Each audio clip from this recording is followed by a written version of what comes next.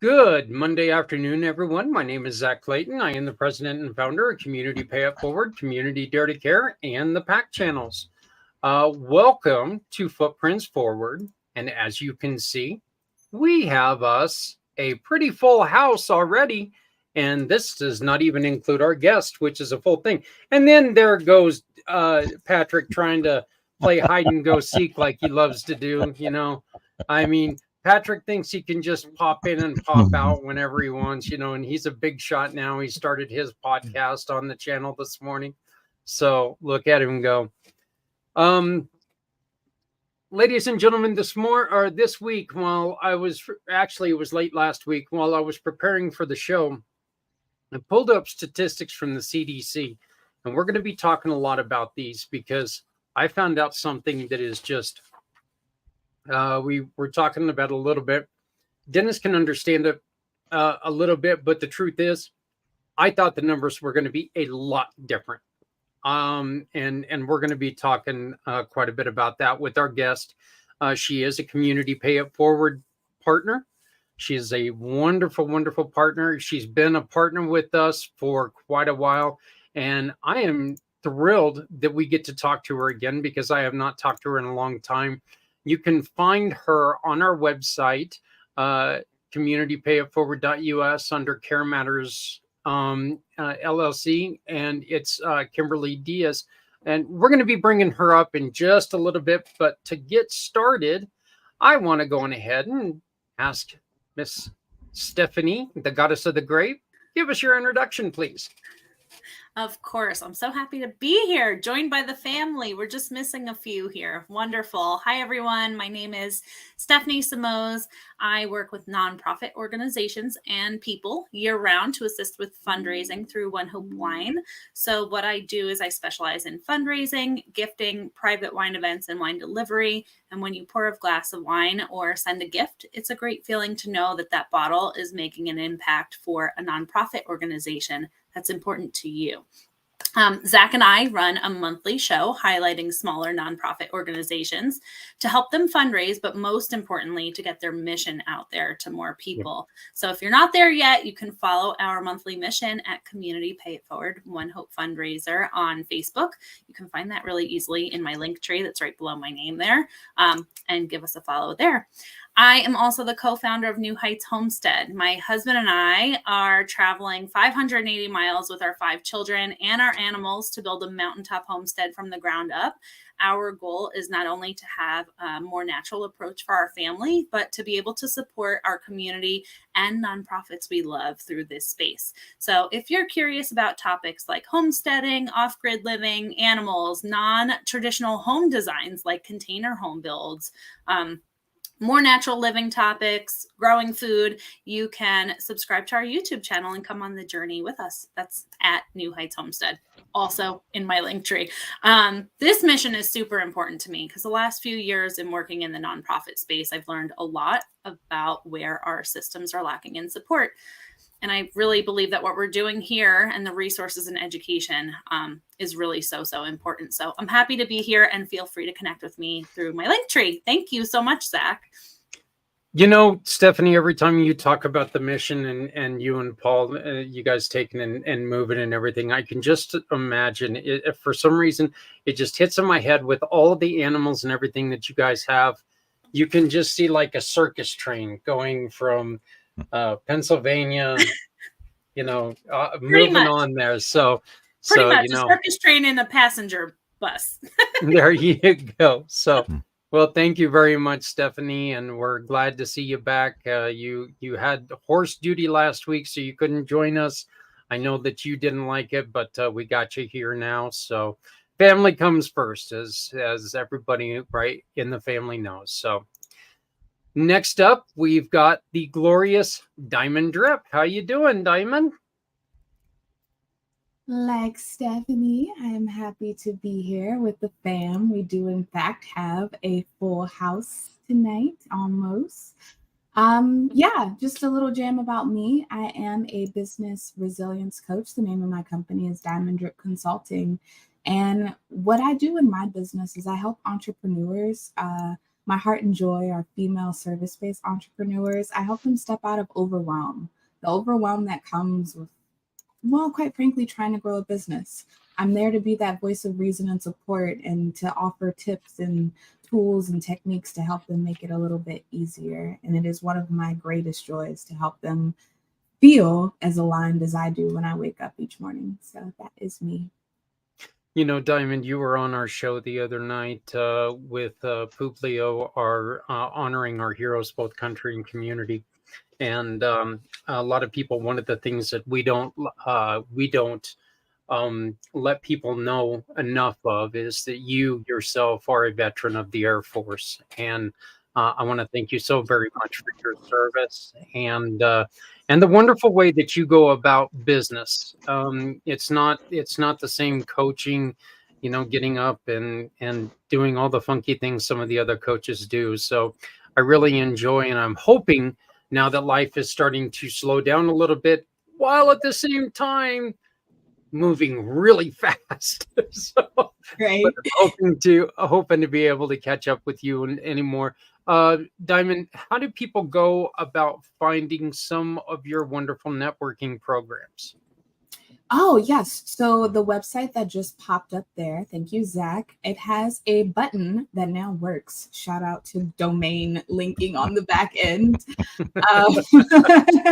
But there's a button there that basically tells you about the different types of events that I host. And then there's a free community where you get pretty much an announcement every week with the podcast episode, which is 15 minutes or less, just straight business insights and tips and strategy. And then the other button is for the community. And so when you join the community, you get to know about both. So it's a win-win. Definitely check out diamonddripconsulting.com. I'm going to tell you, it's going to be well worth it. Next up, we've got our really good friend who wasn't supposed to be here today, but lucky enough, they let him off the hook and they let him come on in. Mr. Dennis Schroeder, the founder of Price of Freedom Foundation. Dennis, how are you? I'm doing excellent. I have been telling people for the last month or so that I feel better than I have in many years. For those that don't know me, I had a 11-year process of increasing back pain due to a number of factors, and on August 9th of this year, underwent L4 to S1 decompression and fusion operation, 4 hours on the surgical table itself.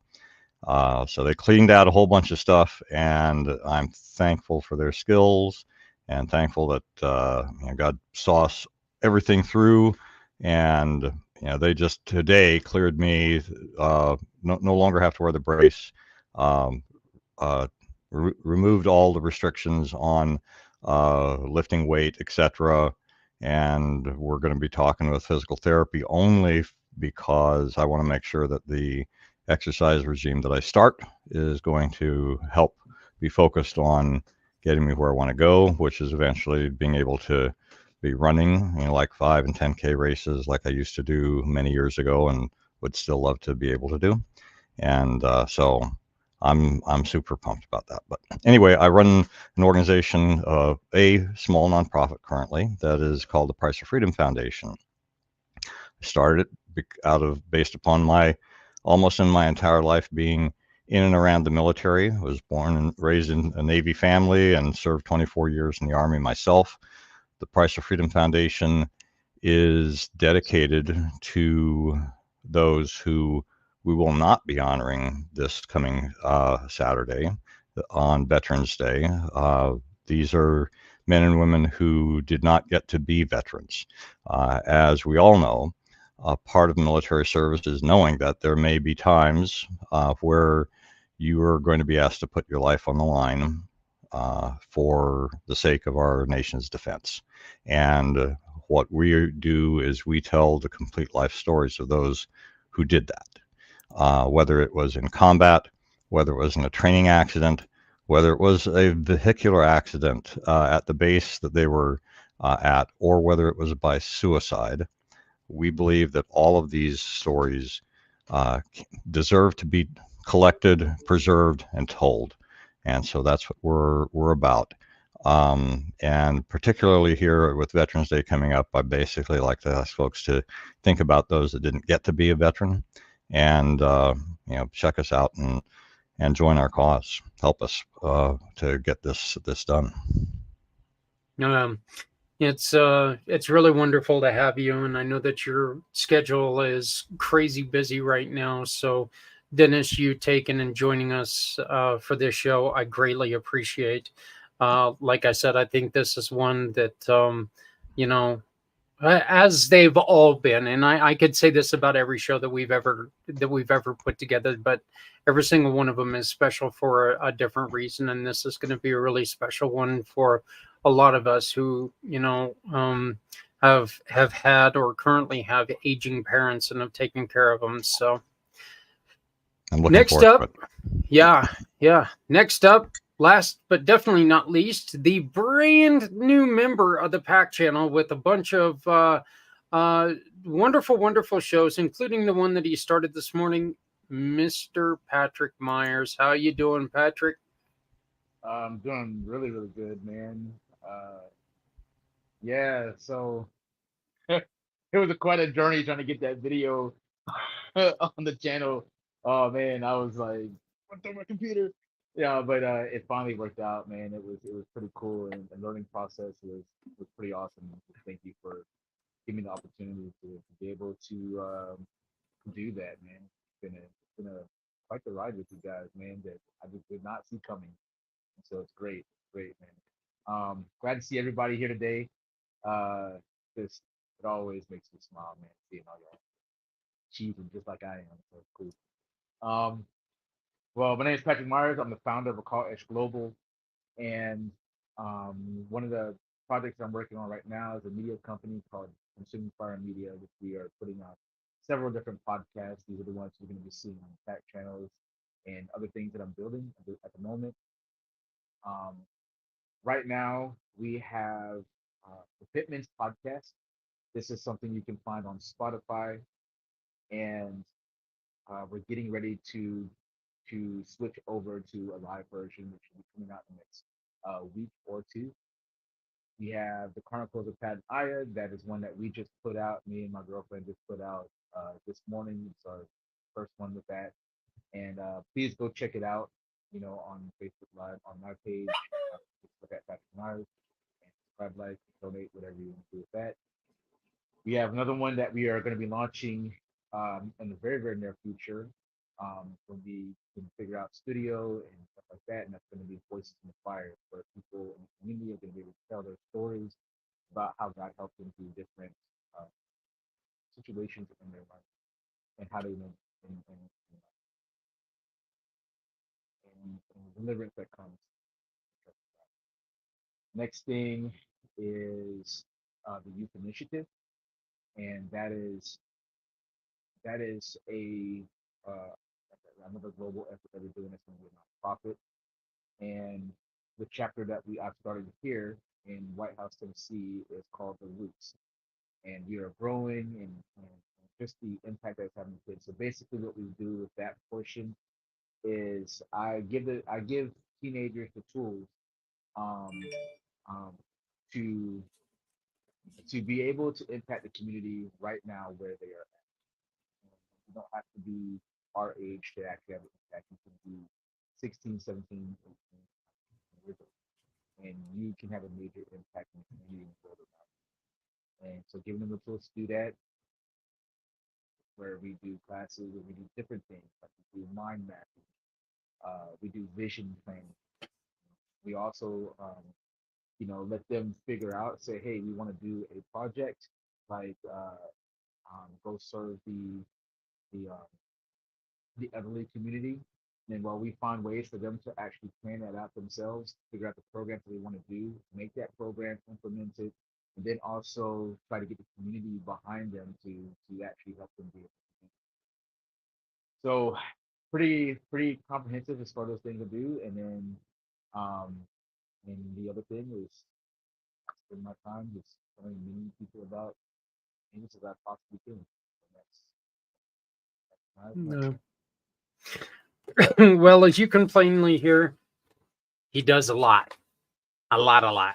So, but welcome, Patrick. And I really did enjoy your show earlier. So I definitely ask people to, find find the way that you can watch it and come back, wherever you're watching right now, scroll down a little bit and you'll be able to watch the show from this morning. So, but thank you very much, Patrick.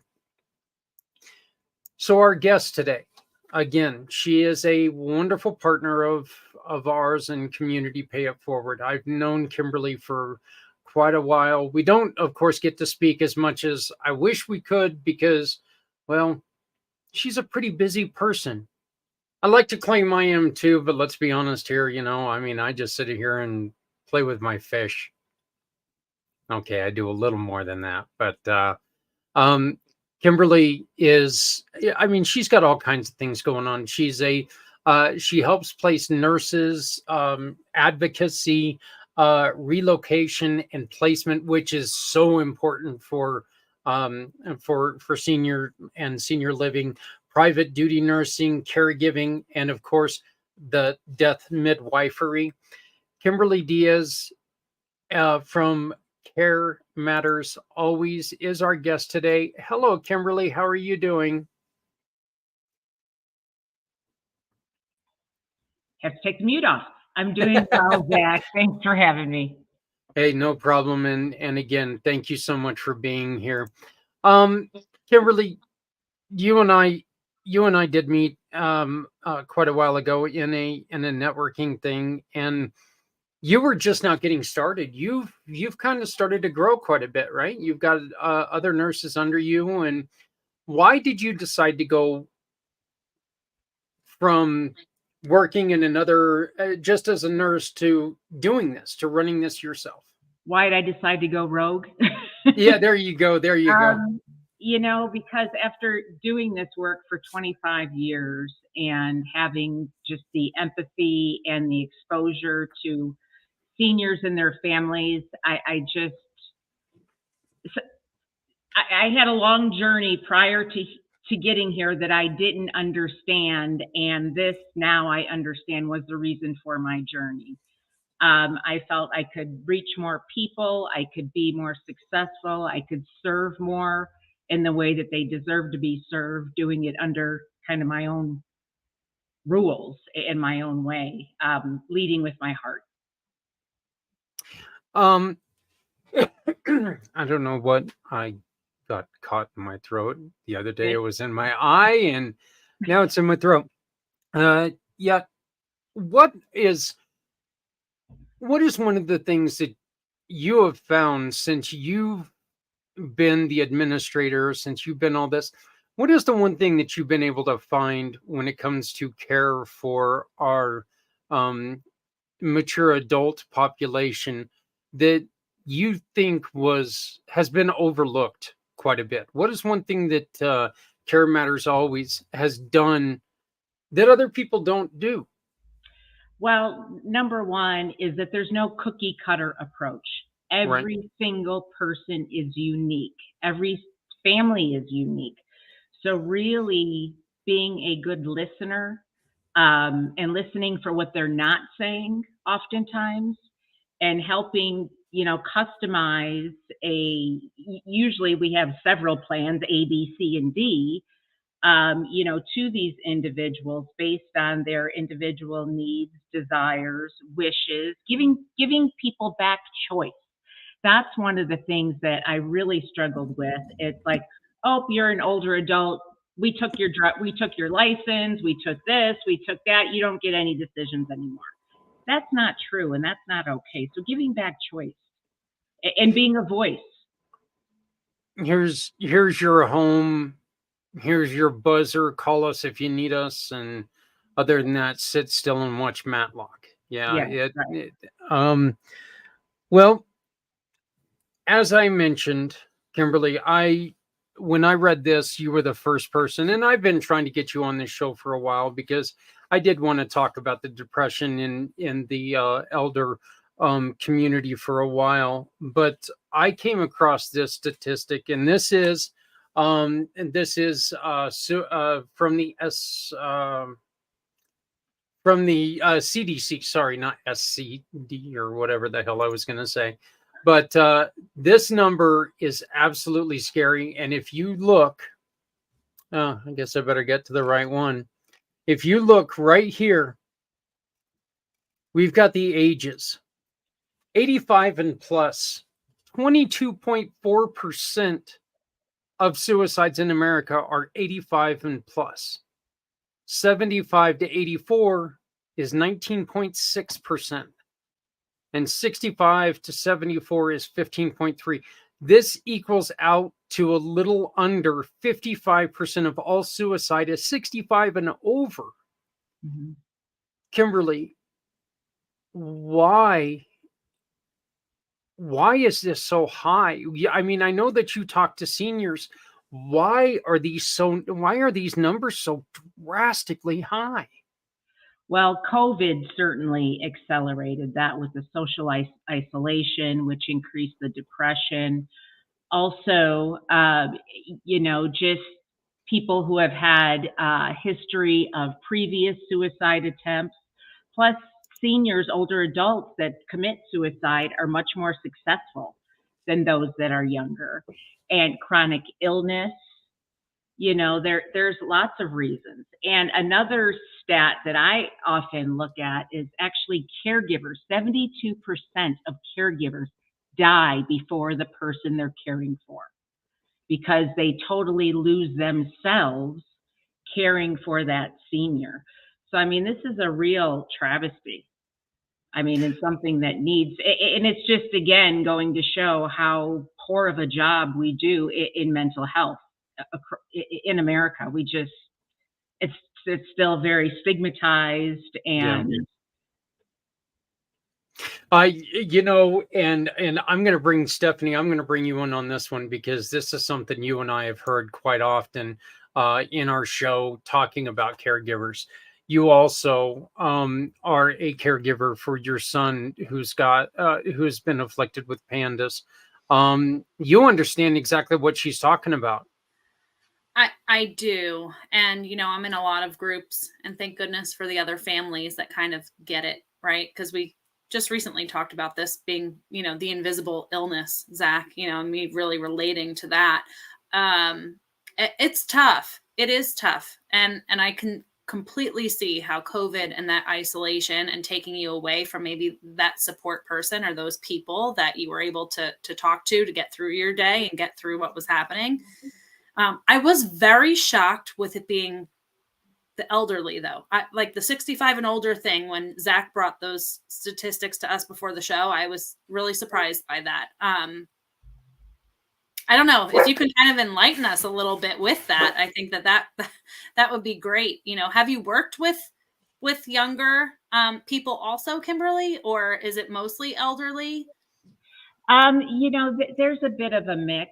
I actually have a current client that I case manage, but I'm also using some of my death midwifery skills with her. She's 61 and had a fall a year ago, just kind of a freak thing, has had this awful chronic pain ever since. She can't even put clothes on her body because it hurts. Okay. She also has stopped eating because of that. She's 5'5", 82.6 pounds. Mm. Okay. She has a tube feed. Trying to get doctors to listen. And we wound up having to kind of circumvent the physician, get her on hospice. And she's had morphine for the last 4 days. And in the first time in over a year, she is not experiencing pain. She had a full night's sleep. She's actually getting some of her appetite back, but she was just not listened to. They just pushed her off from doctor to doctor that said, well, we can't find anything. There's nothing wrong with you. Oh, it must be psychological. It's got to be in her head. So are you like the advocate for these people? Do they have family that are kind of supporting their medical journey? Because I know that could be a full-time job and it's stressful, because they're older? Do they have, children, or are these people sometimes without children and people to kind of advocate for them? Because let's be honest, the medical field, it's a business. They want to just pass you on to the next person. And if they can't prescribe you something, they're like, oh, okay, we're done. You're such a sweetheart saying it's a business. I was going to say racket, but I'm not a good guy. So exactly. yeah. This particular client does have a husband, very, very concerned. Well, actually, they're partners. They've been together for 15 years. But he's the one that was led to me from the case manager at the doctor's office. And it was first just for a caregiver. And as we got to talk and get to know one another, he said, I need a quarterback. I am not a quarterback in this situation. I need to be here. I need to love her. I need to be with her. I need a quarterback. And I said, I can be your quarterback. So that's kind of how that went. So yes, advocate, quarterback. I understand the language that's being spoken. So sometimes I'm a translator. It just really depends. And just being an ear that can, he can talk to and she can talk to, and push the doctors a bit, push them to do things that are right. They took an oath to do no harm. You are harming this woman. Yeah. I think what that husband did is so vitally important. He realized his limited, he realized his limitations, and he says, look, I can love this woman with all of my heart. I can take care of her in that way. There ain't no way in hell I know how to take care of her. I don't understand what I'm doing. So that husband, I can actually kind of clap with my arm again. I just can't really slam my hands together yet, but getting closer. So, hey, Diamond, this is something that maybe you can help me speak to Kimberly on. Kimberly, do you ever have family members who want to go down the natural healing way rather than going for the morphine? Maybe they want to try, some THC or psilocybin. Do you ever have anybody who wants to go in that way? And do you do that? Yes, I actually work with a awesome gentleman here in Lakewood who I've got his name down, Zach, because you need to meet him. And he grows cannabis. He does all sorts of things, but we actually started with some cannabis oil for her to see if that could give her some relief. I also brought in an acupuncturist that I work with, another girl that does hypnosis and RTT, if the client is open to that, So I had a conversation about her because I said, I can do all these great things as a nurse and have these interventions, but what do you want? And she just didn't want to be a pain anymore. So she was open to whatever. Did you have anything to add to that, Diamond?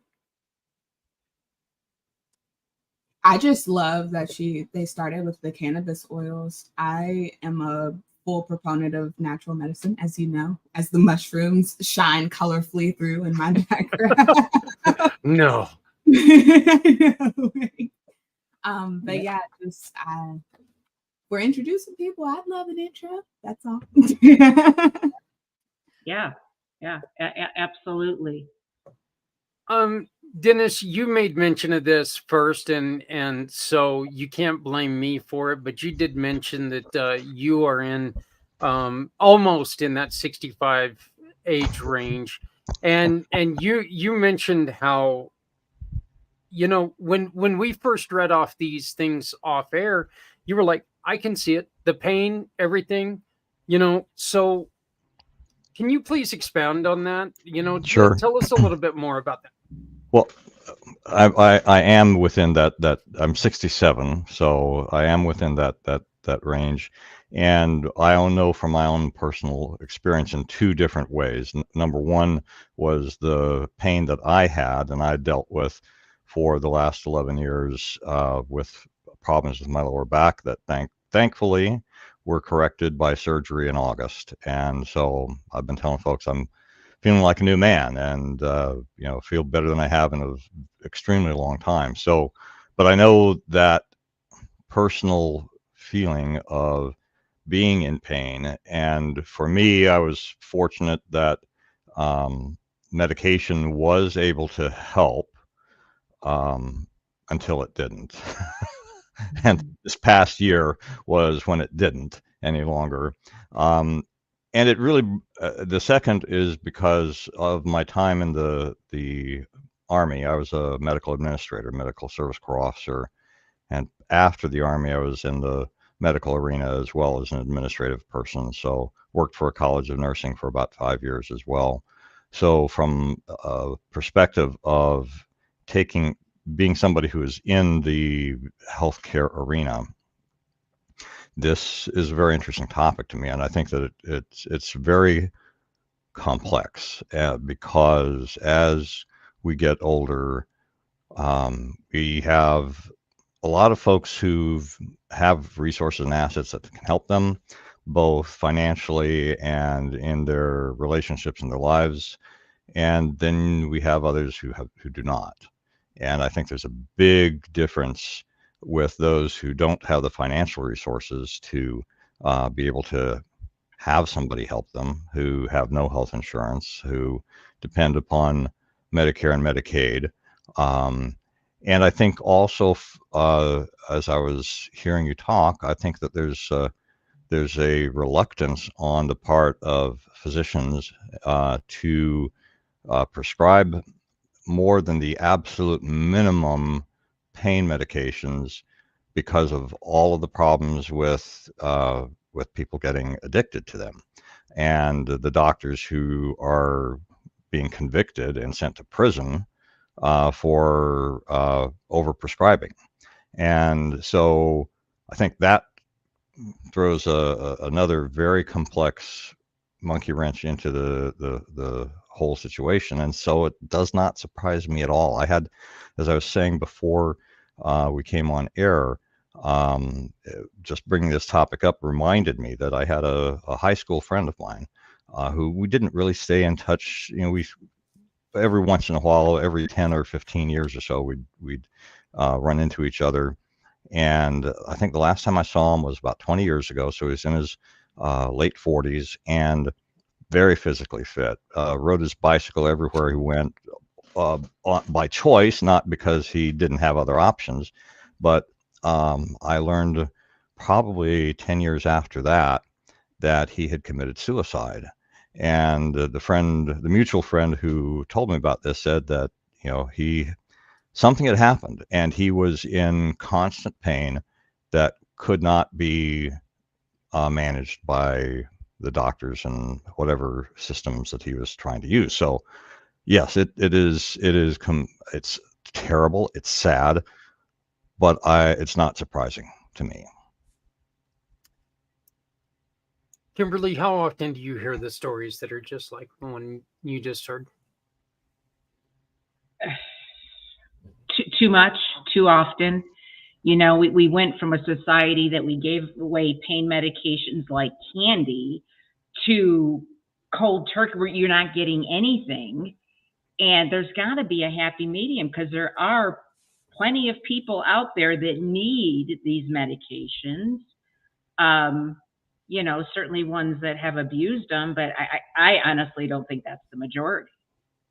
There's people out there with, chronic illness and they can't, like I said, she's been living in her bed naked because she's in so much pain, can't even have anything touching her skin for a year.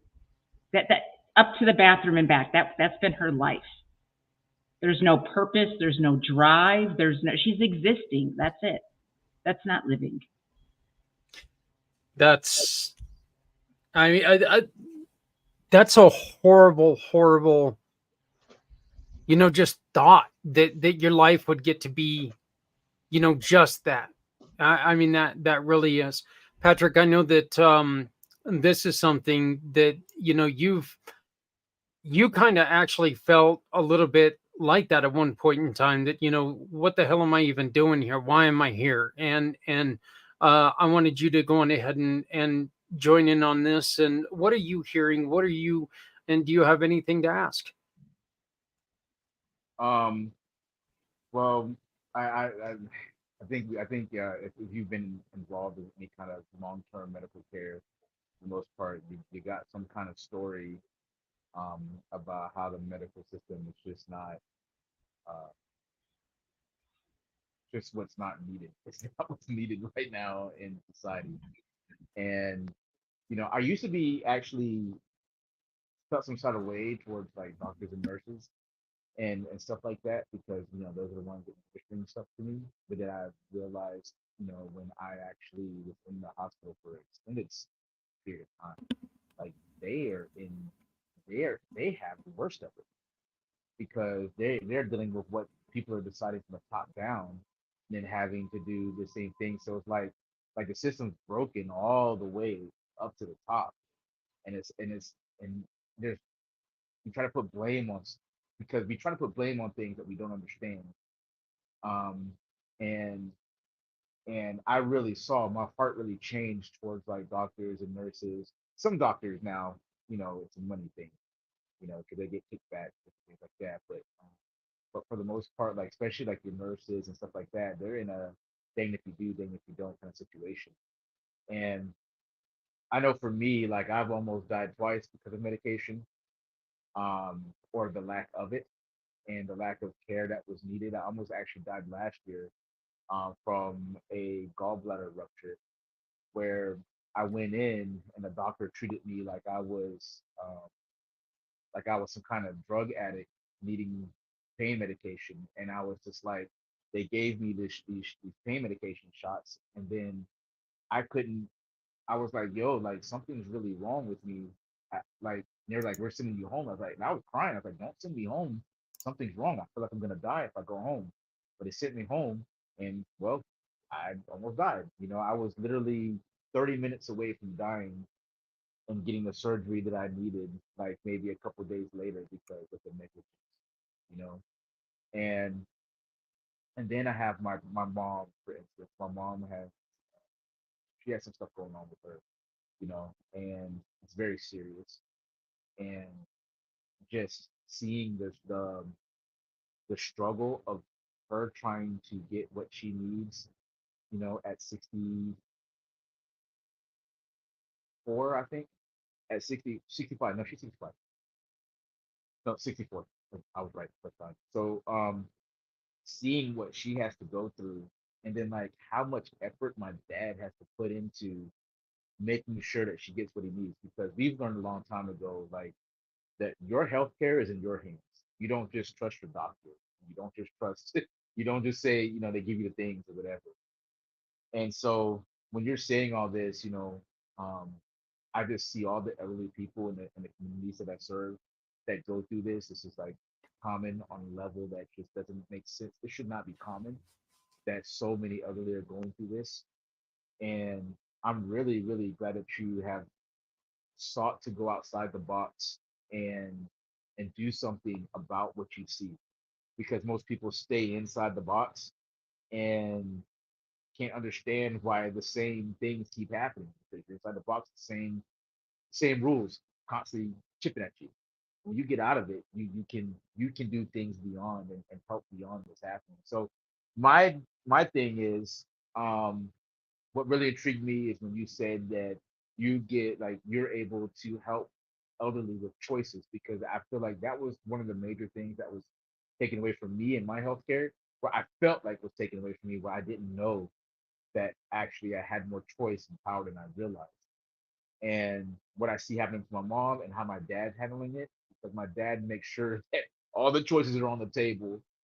And so, what are some of the choices that are now more available through what you do? Like, how do you help them navigate these choices? What are the So it depends on which avenue you're talking about. If we're talking about end of life options, or just options choices. So rather, let's say it's time that they need to go to a community. Giving them choices and options when it comes to that. Knowing I always tell families, please don't be, mystified by all the bells and whistles and in the pretty chandeliers. I'm worried about what's going on in the back. How's your Yes. staffing? Who's taking care of you? Are they just meeting the regulations, or are they staffed well? Have they, come back from staffing? Have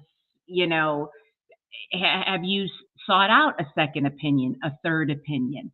Do you ask your doctor questions? Most of them don't. They just sit there and whatever the doctor says, or then they look at the nurse like, again, a translator, like, what did he say to me? And then they have all these questions for you, because it's still that generation that what the doctor says goes. And unfortunately, that's usually not the way that people want to go. So just really encouraging, asking questions on their behalf, making sure that they understand. I also deal with a lot of dementia. So that's, another talk about a voiceless, Yeah. group of people. And Patrick, you mentioned about, medications and medical errors are still the third leading cause of death in America, killing over 250,000 people every single year. Yeah. I mean, this is just insane stuff. And the reason I know this stuff is because, I see this. Well, I've got a med management program that I put out for people, because it's important that, doctors don't talk. Computers don't talk to each other. People just assume that everybody knows what's going on, it's taking care of them, but they generally don't. So Right. It's put into a database, and because it's in a database, everybody's supposed to know everything that's going on. Yeah. Because life has been made easier by databases, but I mean, unless you really read and study that, they don't have that. Kimberly, you just mentioned something, and I'm sorry to interrupt you, but you just kind of brought it up. Here are the ways that people are ending their life, and it's at 55% by firearm. And this one actually shocked me a little bit. I thought poisoning, because I know here in Colorado, an overdose is considered accidental suicide.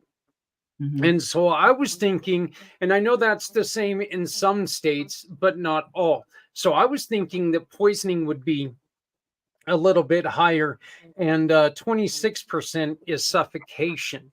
And then of course you got 8% at other. But yeah, and people dying because the medications are mixed wrong, or prescribed wrong, or so many other problems that can be had.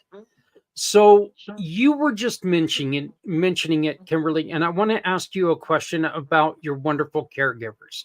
Okay, every caregiver, when they go in and they talk to a person, they have more than one job. They have a list of duties that would a normal person look at and go, "Oh, hell no. I can't do all this in one day." Yet your caregivers have to do that for every person they see, right? Yeah, and a little bit different about me too is it's consumer driven care. So the caregivers are independent contractors. Right. They want to be entrepreneurs. They want to work for themselves. So I'm essentially a matchmaker. But I'm doing the background checks, all of that, making sure they have the skills. But then they ultimately work for that client. So they're deciding together what care they can provide and what services they can provide, based on their need and their knowledge. One of my caregivers, she was a cardiologist in Russia, but she comes here. She doesn't want to go through all that testing and having to redo that. So she's happy serving, older adults in that way. She loves hospice. That's, I did hospice for 15 years. That's my jam. So, it's really, this also empowers the clients to be in control. The people that are receiving the care to have a say in how their care is delivered. Again, going back to that choice. And the fact that everybody is different, how they would want to be spoken to, how they would want their medications taken care. All these different things are unique to every individual. Yeah. Stephanie? I was wondering, because I could relate to a lot of what you're mentioning here. I went through a lot with my grandparents, in their last years. In particular, my grandfather, I was living with them throughout a good portion of that time. My question to you, and I'll back it with a little bit of a story, but do you support families just local to you, or do you take on families across the U.S.? I'm guessing with staffing and stuff, you might have a further reach. But I was curious about that. Yeah, I actually just bought I'm building an extension of my company in the Tampa area, but I have helped people in other states depending on what they need, because medical lingo is medical lingo. Right. But I certainly have enough people in my wheelhouse that I'm able to reach out to, if they actually need a caregiver. I can even find caregivers in other states. I mean, Right. we had recently where someone needed a caregiver in Durango, so we got one. Granted, that's still local, but there's plenty of people out there that I can get in touch with to help, and a lot of it's just giving people that direction and guidance, and then they can kind of take it from there. So it really is based on what the need is. Right. No, that makes a lot of sense. And I kind of wish I knew someone like you back then. Yeah. Because my grandfather was old school Italian, very set in his ways, didn't want to switch doctors, all of that stuff. But it got to the point where my grandmother was caring for him. I remember coming home from college one day, and her face was she was so stressed, so wiped. I almost dropped him in the shower today. There was no help there for her. I helped as much as I could when I was there, but I was working full time. I was going to school full time and, checking in on them. But, I remember at one point looking at his arms and going, why do they keep sending you for blood work all the time? And he had no idea. Like, it's almost just like another swipe on the insurance, another swipe on the insurance. I hate that. I don't hate that I'm saying this out loud like this. It's true. And he didn't understand even why they were taking blood or what they were looking for. And I was like, we don't want another opinion. And truly, in his final days, he finally got approved for hospice, and he was home a few hours before family had to administer the medication. The nurse called on the phone because we were like, he is not comfortable. This is not okay. So I can truly see where somebody like you getting in there and like getting it done at the time that it really needed to be done is so important. So my thoughts are just thank you for what you're doing. There needs to be more people like you out there, because I think that there's a lot of need for this. There absolutely is. And just, having those conversations, families often, they're not going to ask their loved one truly what do they want, because they may be afraid of what the answer is. But I can go in there and say, and if I just want to be left alone, I don't want to be poked anymore. Let's get hospice in then. Let's let you enjoy the end of your life. There's so many different options out there, or talk about death. Let's talk about what you want at the end of life, because guess what? None of us are getting out of here alive. So let's talk about it. Let's celebrate about it. Let's have it be the way you want. I think that's a really great point, Kimberly, because we could be talking about somebody who's just tired of being tired, but they're not wanting to commit suicide. They're just tired of all the appointments and the drugs and everything else that's being pumped into them that makes them feel like garbage.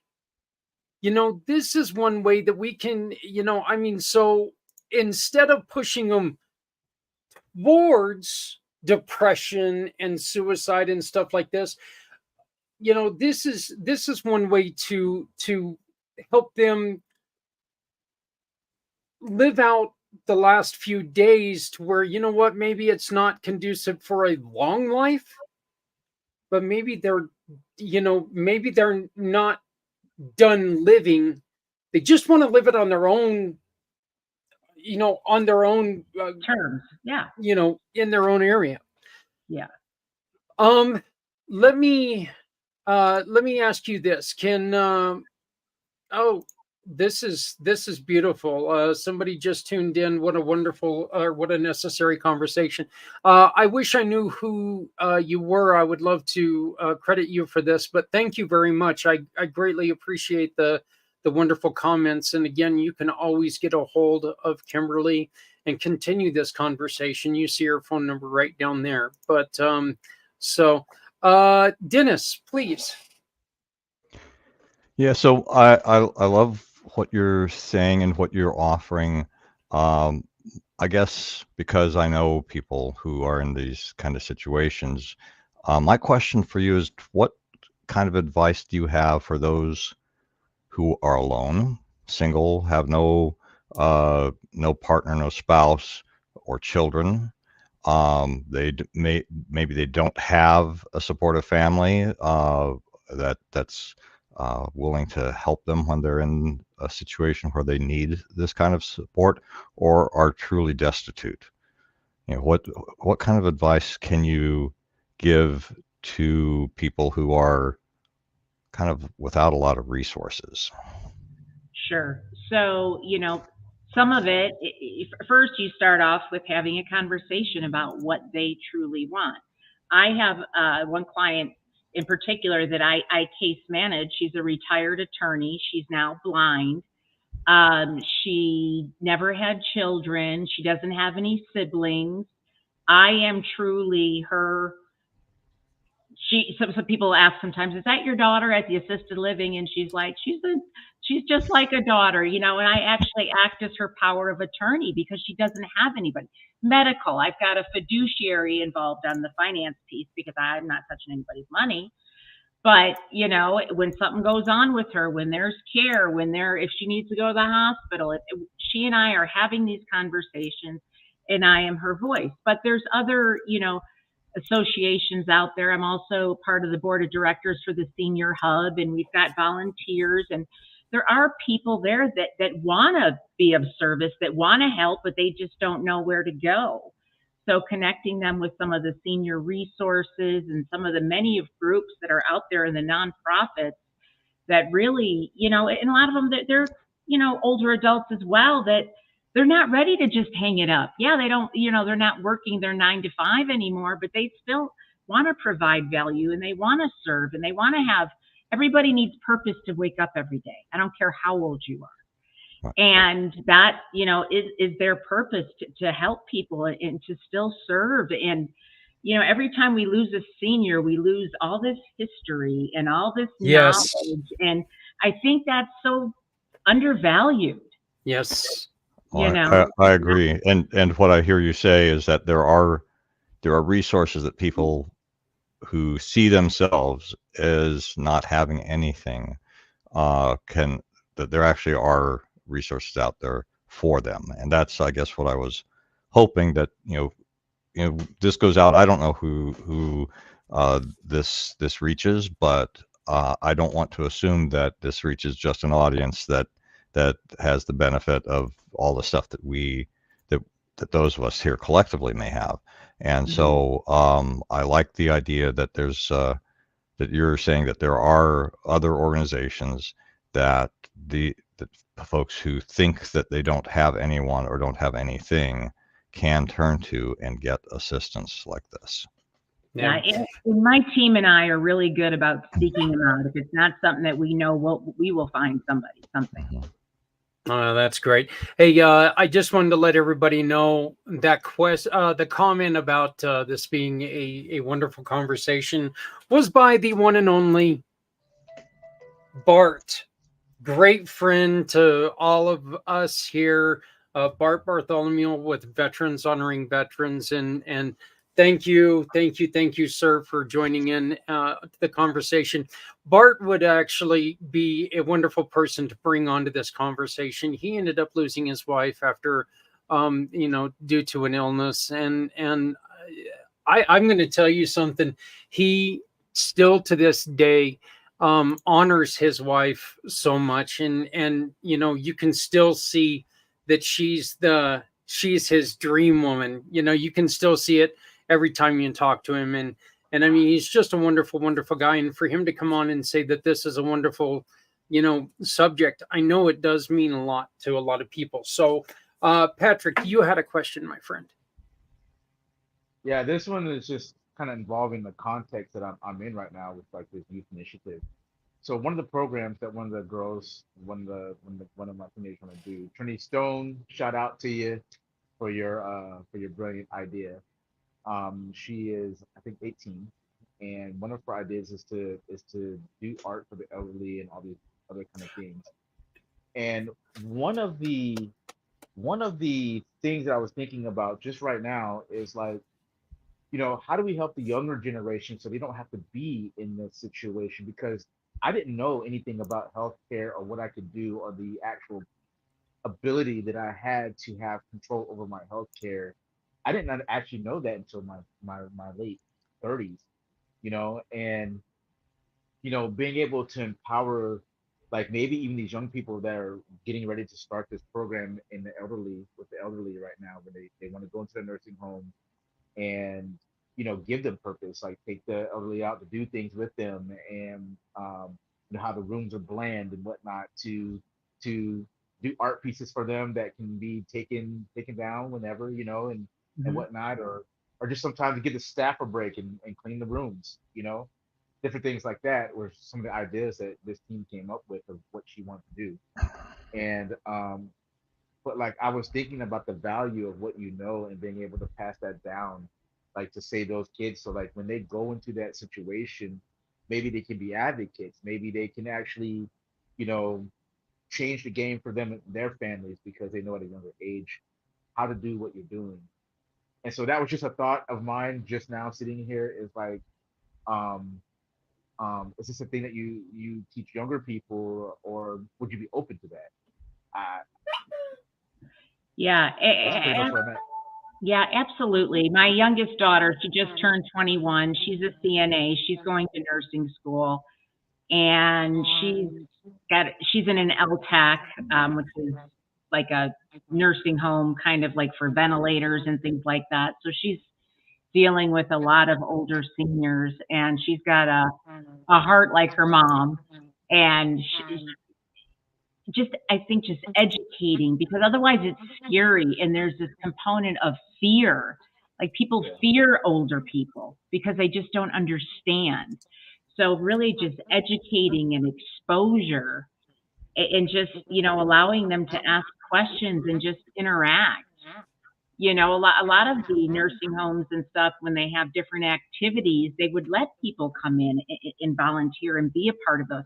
I started, one of my best friends when I was 10, her mom was a social worker and worked in a nursing home. We used to go in there and run the bingo all the time.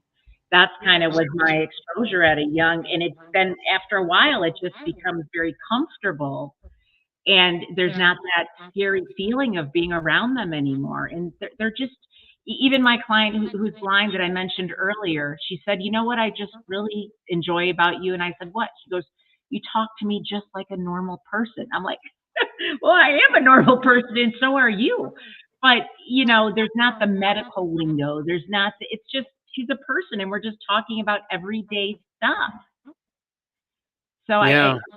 you know, it's just, fear is a big part of it, and just exposure, and just, you know, see if there's volunteer opportunities.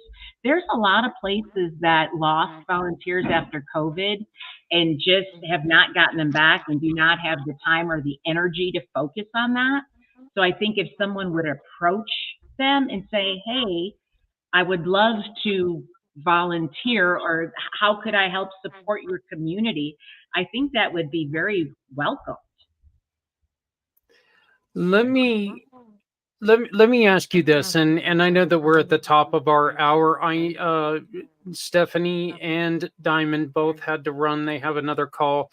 I know you two gentlemen have a call coming up at the top of the hour, so we'll end this here in just a little bit. But Kimberly, I think one of the questions I need maybe to have you answer is this: what do families, the individuals who are getting up there in age, and their caregivers or their children or whoever, what is the conversation that you suggest they should sit down and have to make sure that these plans are in place, that we're not sitting there and all of a sudden one has a stroke and, oh, what do we do now? Yep. And that kind of made me think, when Patrick was talking, it made me think about that, about early on making your needs known and really spending some time and thinking about that. There's never too early of a time. I mean, I know it as a mom, you never want to think about your kid passing away or something happening, but it's important to have those conversations and just make them normal conversations, so they're not scary, but so that you understand and that you know what somebody wants. I had somebody reach out to me recently. Her mom's a retired attorney. She's trying to have those conversations. Her mom says, "Why? You want me to die?" So we kind of talked about some different questions and things that she could, turning it around. Mom, I need you to do this for me, so that it's not about mom. It's about the daughter. This is what I need from you so that I can help you, to put me in it, so you don't leave me in a bad spot. Sometimes turning it around that way is helpful, because they don't want to be a burden to you, is what it is. Yeah. But really, when they know what you want, that's how you're taking away that burden, by letting them know what you want. Look, there are so many illnesses out there that take away the ability to communicate. And if you're not clear on someone's objectives, you're left up to, you're guessing. And again, I wanted to bring, I don't want to show this, but I think it's very important to show this again. And this is just a very, very scary page. Mm-hmm. In between 65 and 85, or 85 plus. Yeah. 55% of the suicides in the United States, that's where they come from. Yep. And I would be it's kind of curious to me to wonder how many of those people were ill prepared for this situation. And with that drastic change in life, we all know what, look, from our 20s to our 30s, to our 30s to 40s, there's always that drastic change in life. Well, imagine this: when you start losing cognitive abilities, and Dennis and I know very well on, bones aren't exactly as strong as they used to be. Muscles aren't there like they used to be, It hurts to fall. Yeah. Yeah. Oh yeah. I don't know who the hell put that ground that far down there and when they did it, but I'm going to tell you, when I find that person, because it sure does hurt to fall now. It didn't hurt near as much as it used to. So yeah. So this is just really something that, you've got to communicate. This isn't, look, nobody wants to talk about your mortality, but it is a must to make sure everyone's happy. Yep. So, yep. Mr. Patrick. And when you're talking about Medicaid or something like that, that's one of the things that people can use their money for, is paying for that. And that's, some qualified expenditure. So use that money to pay for things the way you want them to be. And in Colorado, we have so many options. We've got water cremation. We've got fire cremation. We've got open fire cremation. We've got green burial. We've got, traditional. I mean, there's so many options here in Colorado compared to other states in the nation, that you really have a lot of options. So think about them, talk about them. What do you want? Let's before we let you go, let's bring up the I'm sorry, I called it the death midwifery. Can you explain that? So it was a certification that that I got through kind of a master midwife, death midwife, and it is thought that you leave the world through the same portal as you enter the world through. And there's been midwives for a long time for delivering babies. The death midwife, it's really not a new thing, but it's becoming more popular, I think, which makes sense with our aging population. But again, it's going back to giving people choice at the end of life and honoring them. And, sometimes it's having those conversations. Sometimes I'm asked to kind of mediate with a family because they really want mom to talk about this and she's not willing to do it. So sometimes I'm able to, talk with mom and have those conversations and just kind of get the juices flowing in the family talking. Sometimes it's leading them to some of my estate attorneys that I work with to make sure that everything is set up and worded the way they want it worded. People think that when they have a will, you're good to go. No, it's just a will. You're still going to go to probate. Are you okay with going to probate? Do you want your family to go through probate? Probate in Colorado is not as bad as like California or New York, but it's still, it's a year that it's going to hold things up. So make sure what do you want? What do you want to leave your family? If you hate your kids, then go for it. But if you like them, you want to, but it comes down to that, Sometimes they're like, I don't care. Or their plan is to have their kids take care of things. Well, did you tell your kids that? Are they aware? Yeah. I don't think they know about that. So sometimes it's sitting bedside, helping, hospice, referring to hospice, and being involved throughout the process. And, again, that varies.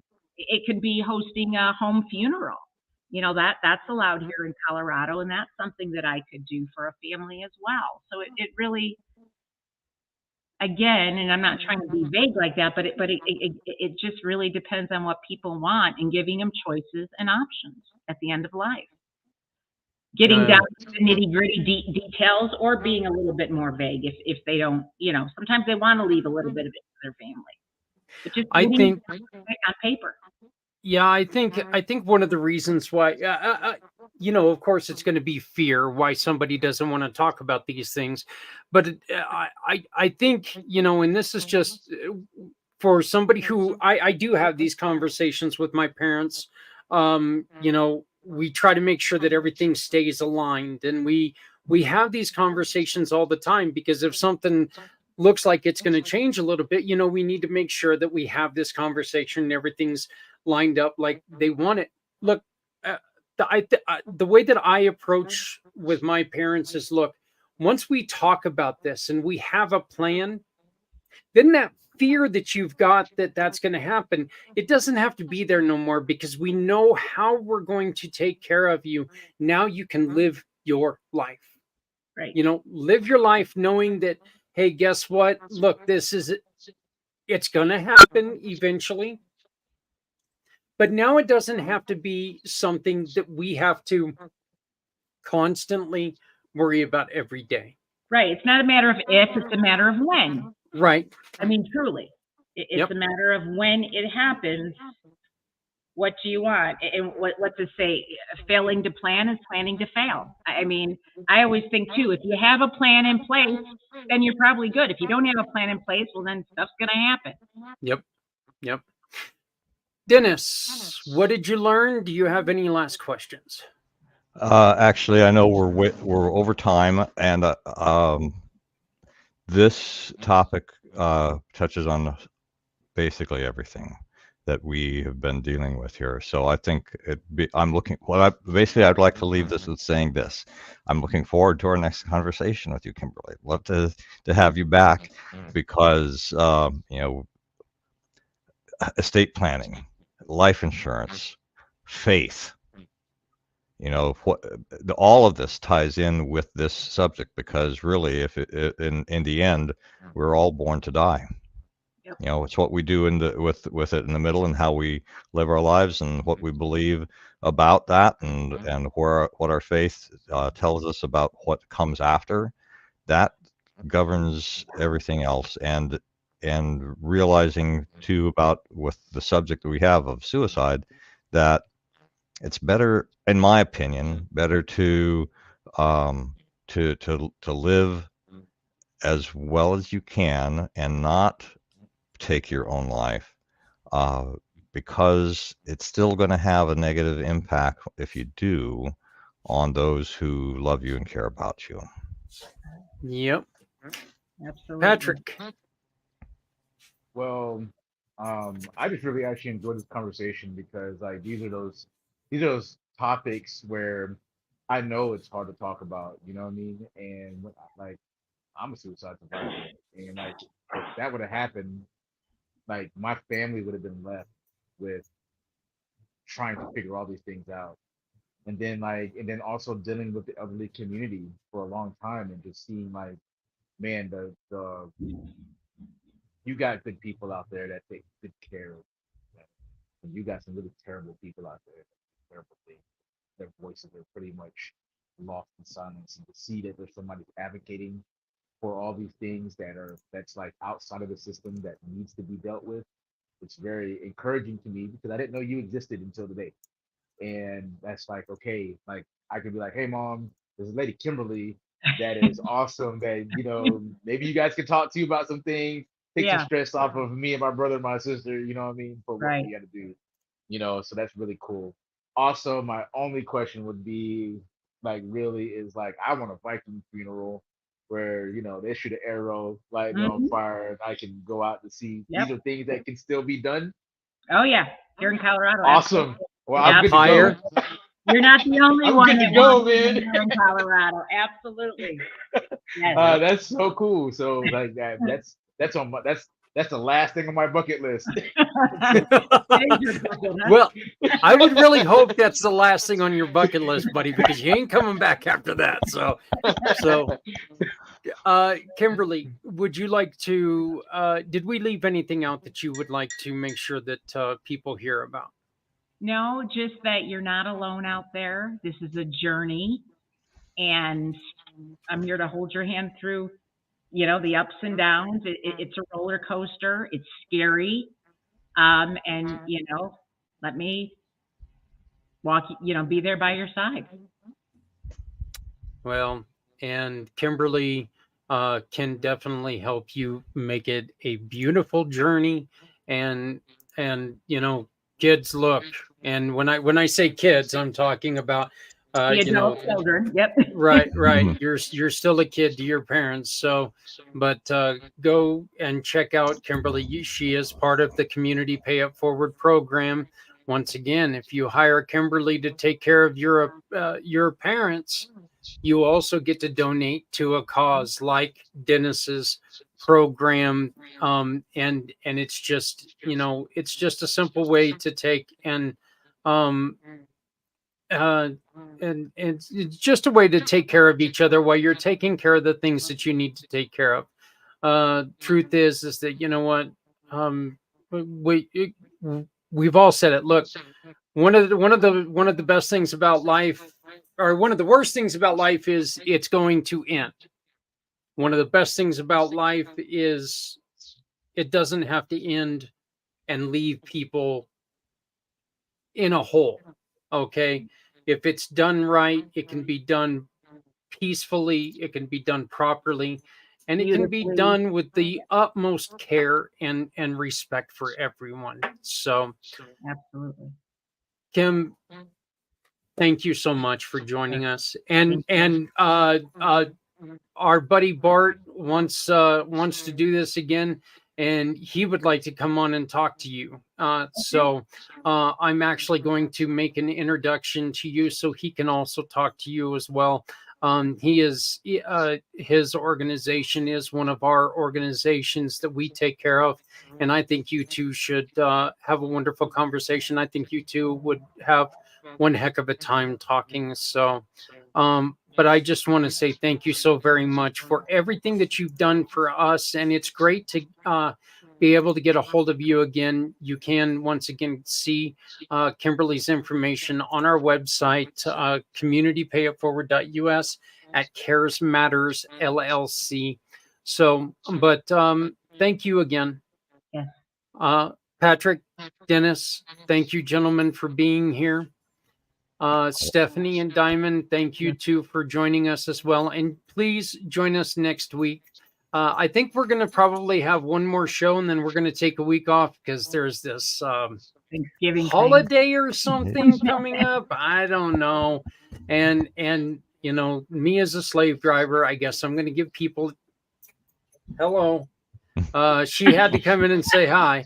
So, you know, I guess I better let everyone enjoy like a holiday of some kind, you know. So, but we have talked about it, and we've decided that, you know what, this problem isn't going to stop for the holidays, so we shouldn't either. And so that's what we're going to do. But please remember to love somebody out there, because somebody out here loves you. If you're not helping someone, look, you're hurting everyone. Please, no one has to go it alone when we all come together. So join us again this time next week as we continue to talk about how we can keep people from making this end of life decision. Again, thank you for joining us. Thank you, three, for sticking around, and we will see you next week.